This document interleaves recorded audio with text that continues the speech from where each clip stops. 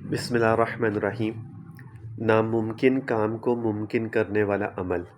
کوئی ایسا کام ہے جو ناممکن ہے، نہیں ہو سکتا، اور وہ کیسے ممکن ہوگا، اس کے لیے یہ عمل ہے۔ اب یہ ہر چیز کے لیے، کسی کا رزق کا مسئلہ ہے، کسی کے کاموں میں رکاوٹ آ رہی ہے، کوئی پریشانیاں ہیں، کسی کے یہ عدالت وغیرہ کے مسئلے ہیں، whatever کوئی بھی چیز ہے، ہر چیز کے لیے اس کو پڑھا جاتا ہے۔ اب اس کو پڑھنا کیسے، یہ بھی سن لیں۔ ایک تسبیح سے آپ نے اس کو شروع کرنا ہے، ٹھیک ہے؟ شروع میں 100 دفعہ درود شریف کوئی سا بھی پڑھ لیں، درود ابراہیم پڑھیں تو بہت اچھی بات ہے، ویسے کوئی بھی پڑھ لیں۔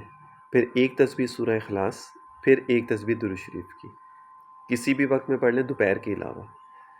پڑھنے کے بعد اس کا ہدیہ جو ہے نا، وہ حضرت بی بی فاطمہ رضی اللہ تعالیٰ عنہ خاتون جنت کو آپ نے اس کا ہدیہ پہنچانا ہے۔ ان سے آپ نے گزارش یہ کرنی ہے کہ آپ کے والد نے، ہمارے نبی صلی اللہ علیہ وآلہ وسلم نے کبھی آپ کی کسی بات کو ٹالا نہیں ہے، تو آپ ان سے ریکویسٹ کر دیں، گزارش کر دیں کہ جی یہ جو ہماری پریشانی ہے اور یہ جو مشکل ہے، اللہ تعالیٰ اس کو حل فرما دے، وہ اللہ تعالیٰ سے ہماری سفارش کر دیں۔ ایک ہدیتاً یہ چیز آپ نے ان کو پہنچانی ہے، بس روزانہ یہ عمل کریں، پھر دیکھیں کہ اللہ تعالیٰ آپ کے کیسے کام بناتے ہیں۔ وسیلہ جو ہے نا، 2 لوگوں کا، بی بی فاطمہ رضی اللہ تعالیٰ عنہ اور حضرت حمزہ رضی اللہ تعالیٰ عنہ، یہ کبھی رد نہیں ہوتا الحمدللہ۔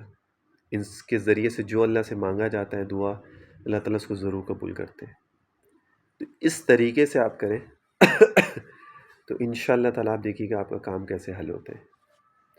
ایک تسبیح سے شروع کرنا ہے، 1 مہینے تک ایک تسبیح پڑھیں، پھر اس کے بعد نیکسٹ منتھ 2 تسبیح کرتے سورہ اخلاص کی، ٹھیک ہے؟ بٹ جو اس کو روٹین میں پڑھے تو وہ پھر مجھ سے رابطہ رکھے، تو پھر میں اس کو بتاتا رہوں گا جس طرح جیسے چل رہے۔